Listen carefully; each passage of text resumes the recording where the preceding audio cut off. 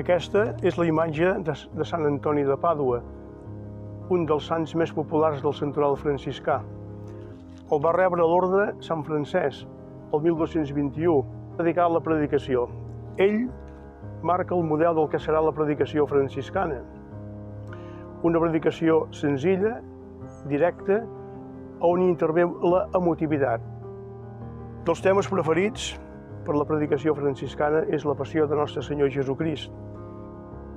A través de la passió, nosaltres podem contemplar l'amor de Déu, que ens estima de manera infinita, es fa solidari de tantes situacions de dolor, vida de cada dia, ell ens acompanya, ell es fa present en la malaltia i en el dolor. A través de la meditació de la passió en va néixer una devoció franciscana que ha tingut una gran irradiació i una gran pervivència, que és el Via Crucis.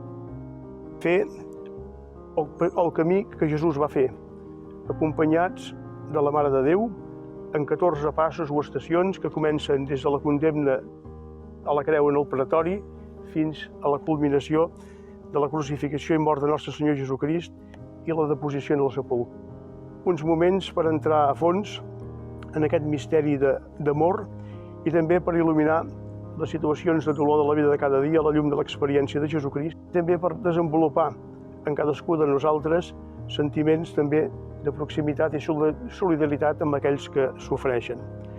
Els predicadors a l'escola franciscana i caputxina solien dir que l'exercici del Via Crucis no només converteix els pecadors, sinó que també estimula la vida dels tebis i que sobretot ajuda a perfeccionar la vida d'aquells que estan més a prop de Jesucrist, perquè els convida a identificar-se amb el Senyor, que va passar per el món fent el bé. Ens demanem la gràcia també, tots nosaltres, de poder passar per aquest món fent el bé, ajudant a tothom, tot també de descobrir la presència real de Jesucrist en les persones que sofreixen, en el dolor de la vida, on el Senyor s'hi fa present i ens hi acompanya.